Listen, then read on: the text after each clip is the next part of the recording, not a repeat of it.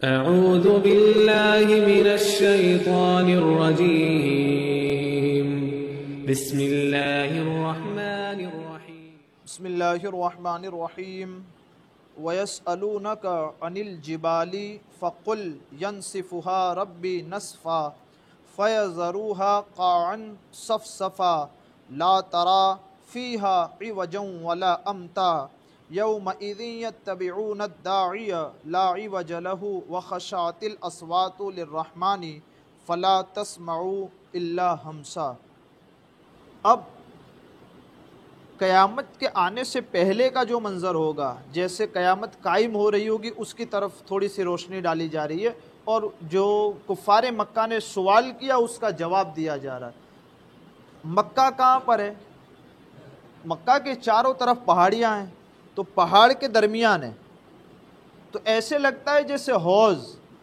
تو حضور علیہ السلام نشانیاں بیان فرماتے، قیامت آئے گی تو چٹیل میدان ہوگا، برابر زمین ہموار ہو جائے گی۔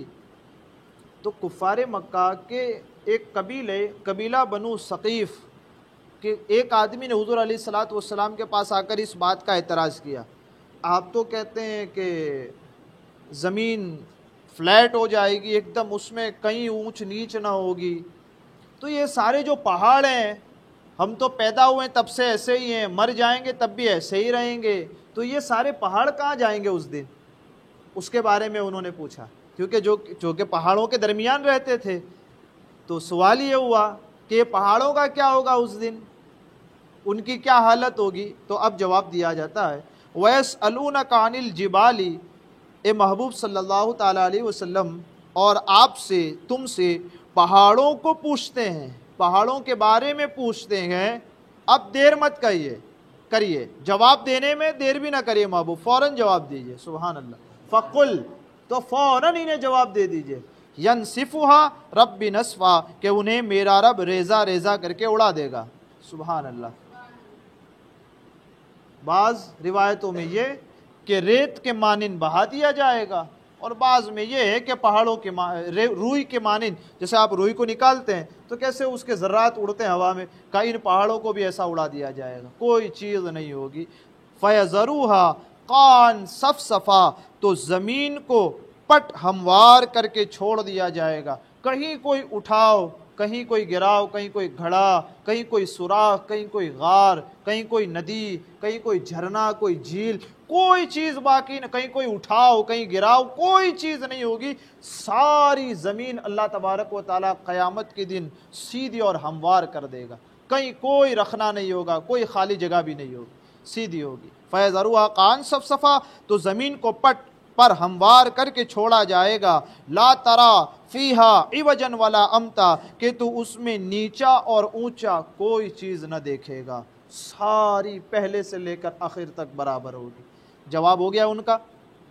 اب بیان کیا جا رہا ہے یومئذ یتبعون الداعی لا عوج لہ وخشعت الاصوات للرحمن فلا تسمعوا الا ہمسا، اس دن پکارنے والے کے پیچھے دوڑیں گے۔ قیامت قائم ہو گئی، انہوں نے پہاڑ کا سوال کیا کہ پہاڑ کا جو مسئلہ ہے وہ ریزہ ریزہ کر کے اڑا دیے جائیں گے، اب جب تم آؤ گے قیامت کے میدان کی طرف، اب پھر وہی واپس آیا جا رہا ہے یومئذ یتبعون الداعی، کیسے آئیں گے؟ کچھ لوگ اس دن بھی نکلنا چاہ رہے ہوں گے، آج جیسے نکلتے ہیں نا، مجرمین کو لے جایا جا رہا ہو تو کوئی چھٹک باری کر لیتا ہے، اس دن بھی سوچ رہے ہوں گے کہ نکل جائیں کہیں سے۔ یومئذ یتبعون الداعی لا عوج لہ، اس دن پکارنے والے کے پیچھے دوڑیں گے، اس میں کجی نہیں ہوگی، ٹیڑھا پن نہیں ہوگا، ایسا نہیں ہوگا کہ یوں نکل جائے، ایسا بھی نہیں ہوگا کہ ادھر نکل جائے، جیسی آواز ٹھیک اسی کے پیچھے ہی انسان جا رہا ہوگا۔ حضرت اسرافیل علیہ السلام کے بارے میں روایت میں ملتا ہے کہ حضرت اسرافیل علیہ السلام آواز دے رہے ہوں گے اور سارے لوگ ان کے پیچھے جا رہے ہوں گے۔ اچھا، سارے لوگ جا رہے ہوں گے، مومنین اور مجرمین، ایمان والے اور کافر، ان کے درمیان کوئی فرق ہوگا اس دن؟ جا تو سارے ہو رہے ہوں گے لیکن ان کے درمیان کوئی فرق ہوگا؟ ایک ہی آواز کے پیچھے چلے جا رہے ہوں گے سارے؟ کہاں؟ مفسرین فرماتے ہیں بعض کہ ایمان والے اپنے نور کی روشنی میں چل رہے ہوں گے اس دن، ان کے اعمال، وہ جو روایت میں نے پڑھی تھی نا، قبر سے اٹھیں گے مومن تو ان کے اعمال نورانی شکل میں ان کے سامنے حاضر ہوں گے اور کہیں گے تو کون ہے؟ اعمال کہیں گے وہی تیری نیکیوں جو تو دنیا میں کیا کرتا تھا۔ سبحان اللہ۔ تو یہ ہمارے لیے اور آپ کے لیے ضروری ہے، جتنے زیادہ اعمال کریں گے اتنی خوبصورت صورت اور شکل والی چیز ہمارے سامنے آئیں گی، جتنے کم کریں گے وہ میرے اور آپ کے اوپر ہے کہ ہم اور آپ اللہ سے توفیق مانگے، اللہ ہدایت عطا فرمائے، اور جتنے زیادہ ہو سکے اتنے زیادہ نیک عمل کرنے کی کوشش کریں۔ مومنین جو ہوں گے وہ چل رہے ہوں گے، اس دن چل رہے ہوں گے، کیسے؟ اپنے اعمال کی نورانی شکل کے ساتھ چل رہے ہوگے، وہ نور ان کو چلا رہا ہوگا، اور کافر آگ کی وجہ سے چل رہے ہوں گے، ان کے پیچھے برابر دوڑ رہی ہوگی آگ، تو وہ اس سے بھاگ رہے ہوں گے اور قیامت کے میدان کی طرف جا رہے ہوں گے۔ کہ یہ فرق ہے مومنین اور مجرمین میں۔ کس اعتبار سے جانا چاہتے ہیں؟ آپ پر ہے اور ہم پر ہے، چیز واضح قرآن مقدس نے بیان فرما دی۔ آج ہماری جاب ہمارے لیے زیادہ معنی رکھتی ہے یا کل قیامت میں رب کی بارگاہ میں کیسے جانا ہے یہ معنی رکھتا ہے؟ اللہ کا احکام چھوڑنا یا اللہ تبارک و تعالیٰ کا فرما بردار بننا، کون سی چیز معنی رکھتی ہے؟ وہ آپ پر اور ہم پر ہے۔ وَخَشَعَتِ الْأَصْوَاتُ لِلرَّحْمَنِ فَلَا تَسْمَعُوا إِلَّا ہَمْسًا، یہ بڑی باریک چیز ہے، اس کو توجہ کے ساتھ سنیے کہ وَخَشَعَتِ الْأَصْوَاتُ لِلرَّحْمَنِ فَلَا تَسْمَعُوا إِلَّا ہَمْسًا، اور ساری آوازیں قیامت میں جتنے لوگ جمع ہوں گے نا، اب آپ ذرا اندازہ لگائیں کہ ہم اگر ایک جگہ پر 1000 2000 5000 کا مجمع پبلک اکٹھا کرے تو کتنا آواز ہوتا ہے؟ ایک اسٹیڈیم کے اندر 50,000 لوگ آ جائیں تو بات کرنا مشکل ہو جاتا ہے، اتنا شور ہوتا ہے۔ یہاں حضرت آدم کی پیدائش سے لے کر قیامت تک جتنے پیدا ہوئے سارے جمع ہوں گے قیامت، کتنا شور ہونا چاہیے؟ اللہ فرماتا ہے وَخَشَعَتِ الْأَصْوَاتُ لِلرَّحْمَنِ، اور اس دن ساری آوازیں رحمان کے حضور، اللہ کے حضور کیسی ہوں گی؟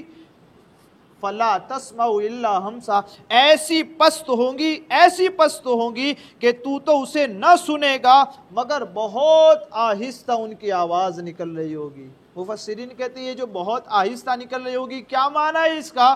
کہ صرف ان کے لب ہل رہے ہوں گے اور کوئی آواز نہیں آ رہی ہوگی۔ اس دن ڈر خوف کی وجہ سے، اللہ تبارک و تعالیٰ کے جلال کی وجہ سے لوگ اتنی کثرت کے ساتھ ہوں گے لیکن کوئی بولنے کی جرت نہیں کر سکے گا۔ بول کتنا رہے ہوں گے، خالی ان کے ہونٹ ہل رہے ہوں گے اور دوسرا سمجھ جا رہا ہوگا کہ کیا کہہ رہا ہے، صرف ہونٹ ہل رہے ہوں گے۔ تو ہمیں اور آپ کو اس سے اندازہ لگانا ہے کہ اس دن ہماری اور آپ کی حالت کیسی ہو۔ جو لوگ مومنین اور اللہ تبارک و تعالیٰ کی فرما بردار بن کر کے جائیں گے، قبروں سے اٹھیں گے اور جنت تک جائیں گے، صرف انعام و اکرامی میں ہوں گے وہ، سبحان اللہ، صرف انعام ہوں گے، چل کے بھی نہیں جائیں گے، وہ تو سواریاں ان کے لیے آئے گی اس دن۔ یہ سارا سن کر ہمارے لیے درس عبرت ہے کہ کیا ایسا حال ہمارا ہو؟ ہم اور آپ چاہتے ہیں کہ ایسا حال ہمارا ہو؟ اگر نہیں چاہتے ہیں تو پھر وہ کرے جو قرآن کرنے کا حکم دیتا ہے۔ اس دن بھی کچھ لوگ اور انعام میں ہوں گے، ان پر اور اللہ تبارک و تعالیٰ انعام فرمائے گا۔ قرآن ارشاد فرماتا ہے یومئذ لا تنفع الشفاعۃ، اس دن کسی کی شفاعت کام نہیں دے گی۔ اس دن کسی کی شفاعت، کسی کی سفارش، کسی کا سورس، جس کو آج کی زبان میں کہہ دیں تو اس دن کسی کی شفاعت کام نہیں آئے گی، الا مگر کن کی آئے گی؟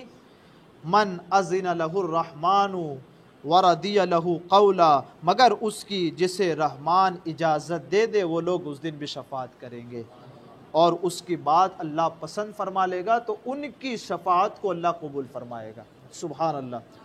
یہ ان کا یہ کہنا ہے کہ کوئی شفاعت کرے گا نہیں، کوئی کسی کو چھڑا سکتا نہیں، وہ یہی آیت پڑھتے ہیں یومئذ لا تنفع الشفاعۃ، اس دن کسی کی شفاعت کسی کو کام نہیں آئے گی۔ اللہ اکبر۔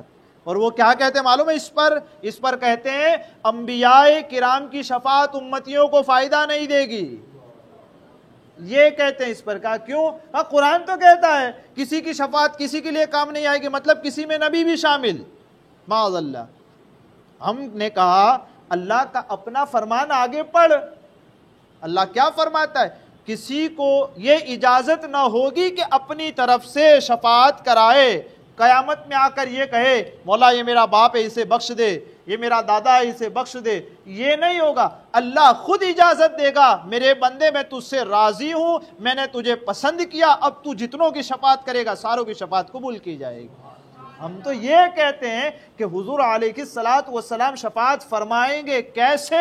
کہ اللہ نے ان کو اختیار عطا کیا، اس اختیار کے عطا کرنے کے سبب مصطفیٰ شفاعت فرمائیں گے. اور کتنوں کی شفاعت فرمائیں گے؟ وہ آخری جہنمی جہنم سے نکل کر جنت میں چلا جائے گا، اس وقت تک حضور شفاعت فرماتے رہیں گے. سبحان اللہ. حضور علیہ الصلوۃ والسلام آپ ارشاد فرماتے ہیں انا اول شافعین و اول مشفعین، میں ہی ہوں جو سب سے پہلے شفاعت کرنے والا ہوں اور میں ہی ہوں جس کی شفاعت سب سے پہلے قبول کی جانے والی ہے. اس لیے اور حضور علیہ الصلوۃ والسلام اور اس کے ساتھ ساتھ اور بھی روایتوں میں ملتے ہیں کہ جو لوگ شفاعت کریں گے، یہاں فرمایا جاتا ہے حضرت عثمان بن عفان رضی اللہ تعالی عنہ سے روایت ہے، رسول اللہ صلی اللہ تعالی علیہ وسلم نے ارشاد فرمایا قیامت کے دن 3 لوگ شفاعت کریں گے، ان میں ایک انبیاء کرام، دوسرے علماء کرام، تیسرے شہداء کرام. کرنا کیا ہے؟ کہ یہی لوگ شفاعت کرانے والے ہیں، ان کے ساتھ ہو جاؤ. یہی لوگ کام آنے والے ہیں کل، انبیاء، علماء اور شہداء، ان کے ساتھ ہو جاؤ، ان کے صدقے میں بخشش مل جائے گی، ورنہ بڑا مشکل کام ہے. دیکھیں اور ایک حدیث اور میں پڑھتا ہوں آپ کے سامنے. سرور دو عالم صلی اللہ تعالی علیہ وسلم نے ارشاد فرمایا قیامت کے دن لوگ صفے باندھے ہوئے ہوں گے، صفیں لگے گی نا، صفے باندھے ہوئے ہوں گے، اتنے میں ایک دوزخی ایک جنتی کے پاس سے گزرے گا. کون؟ ایک جہنمی کس کے پاس سے گزرے گا؟ جنتی کے پاس سے گزرے گا. اور اب وہ دوزخی جس کو حکم دیا ہے جا جہنم میں، اب وہ جنتی کو دیکھ لے گا تو وہ دوزخی جنتی کو کہے گا کیا آپ کو یاد نہیں کہ آپ نے ایک دن مجھ سے پانی مانگا تو میں نے آپ کو پانی پلایا تھا؟ آپ کو وہ دن یاد ہے کہ آپ نے دنیا میں، جیسے ابھی ہمارا محلہ ہے، ہم سارے کے سارے قیامت میں پہنچے، اس میں ایک ایسا بندہ تھا جس کے لیے آرڈر جاری ہوا کہ اسے جنت میں بھیجو، دوسرے کے لیے آرڈر جاری ہوا کہ اسے جہنم میں بھیجو. تو اب وہ جہنم کی طرف جا رہا تھا، یہ جنتی کھڑا تھا، وہ جہنم کی طرف جانے والا اس کو دیکھتا، ارے آپ تو میرے محلے والے ہیں، یاد آیا میں آپ کا دوست تھا. ہاں ایک دن یاد کیجیے آپ نے پانی مانگا تھا تو میں نے آپ کو پانی دیا تھا، آپ کو پانی پلایا تھا نا؟ نہیں پلایا تھا. حضور علیہ الصلوۃ والسلام ارشاد فرماتے جب وہ دوزخی اس کو کہے گا نا تو وہ کہے گا مولا اس نے مجھے پانی پلایا تھا، اس کو بخش دے. سبحان اللہ. تو اس کو بخش دیا جائے گا. اس لیے ہم کہتے ہیں کہ دوستی ایسی کرو کم سے کم بخش والے پہچان تو لے کہ بھئی وہ تو ہی ہے کہ جس کے ساتھ میں مل کر کے نماز پڑھنے جایا کرتا تھا. اس دن چہرہ چھپائے گا جب 2 دوستوں کو بلایا جائے گا، کہا یہی ہے وہ دونوں جو ایک ساتھ سنیما ہال جاتے تھے پکچر دیکھنے کے لیے. اس دن چھپائے گا منہ، مولا مجھے نہ بلا، کہیں اتنی بے عزتی ہو جائے گی. تو دوستی بھی ایسی ہو نا کہ دوست جا رہا ہو دوزخ کی طرف، پہچان لے، کہا مولا اس کو بھی بخش دے، تو اس دوست کے کہنے پہ مولا اس کو بھی بخش دے. دیکھ رہے ہیں کہ آپ کو یاد نہیں کہ آپ نے ایک دن مجھ سے پانی مانگا تو میں نے آپ کو پانی پلایا تھا. اتنی سی بات پر وہ جنتی اس دوزخی کی شفاعت کر دے گا. سبحان اللہ. آگے اور فرماتے ہیں اتنی سی بات پر وہ جنتی اس دوزخی کی شفاعت کرے گا. پھر ایک اور جہنمی کسی دوسرے جنتی کے پاس سے گزرے گا، اب کہے گا کیا آپ کو یاد نہیں کہ ایک دن میں نے آپ کو وضو کے لیے پانی دیا تھا؟ سبحان اللہ. مسجد کا پانی ختم ہو گیا، نمازیوں کو ہم نے دیکھا مسجد میں آ رہے ہیں لیکن واپس جا رہے ہیں. کسی نے کہا کیا ہوا؟ کہا پانی ختم ہو گئے. کہا آ جاؤ ہمارے گھر میں وضو کر لو. سبحان اللہ. نمازی اپنے گھر تک جائے، کہا یہ تکلیف نہ ہو، مسجد کے اگل بغل جن کے گھر ہیں سارے کہیں آ جاؤ اور میرے گھر میں وضو کر لو. وہ اس دن یاد دلائے گا آپ کو یاد نہیں کہ میں نے وضو کرایا تھا اور پانی دیا تھا؟ وہ کہے گا مولا اس کو بھی بخش دے. سبحان اللہ. تو یہ چیزیں ہیں ہمارے اور آپ کے لیے بھی ہے کہ ہم بھی اگر یہ ساری چیزیں دیکھیں تو پہلے ہم خود کریں، تاکہ اگر کوئی اس دن جسے جنت کا ٹکٹ ملا ہو اسے جب ہم کہہ سکیں کہ بھائی تیرے لیے انعام و اکرام کی بارشیں ہو رہی ہے، ایسا کر اس انعام و اکرام کی بارش میں ہمیں بھی ساتھ لیتا چل۔ تو اس لیے آج دشمنیاں تو یہیں رہ جائے گی، میں اس کو نہ بلاؤں، میں اس کے پاس نہ جاؤں، میں اس کا نہ کھاؤں، اس نے مجھے شادی میں نہ بلایا، میں نہ بلاؤں، کا یہ ساری دشمنیاں یہیں ختم ہو جائے گی، دوستیاں کام آنے والی آگے۔ تو اس دنیا میں بھی دوستیاں کرو نا، کیوں دشمنیاں کریں؟ اور جن سے کرنے کا حکم ہے قرآن میں ان سے کرو دشمنیاں، کھلے عام کرو۔ محمد الرسول اللہ والذین معہ اشداء علی الکفار، کرو نا ان سے دشمنیاں جن سے قرآن نے کرنے کا حکم دیا، ٹھیک ہے، کرو ان سے، اور محبت کرو مومنین سے، کہ ان کی محبت یقیناً ایسی ہے کہ کل ہمیں ان کے ساتھ جنت میں لے کر کے جائے گی۔ اللہ تعالیٰ میرے کہنے اور آپ کے سننے میں آباداً سہون کوئی خطا ہوئی ہے اسے معاف فرمائے، علم اور عمل کی توفیق عطا فرمائے۔ استغفر اللہ ربی من کل ذنب واتوب الیہ۔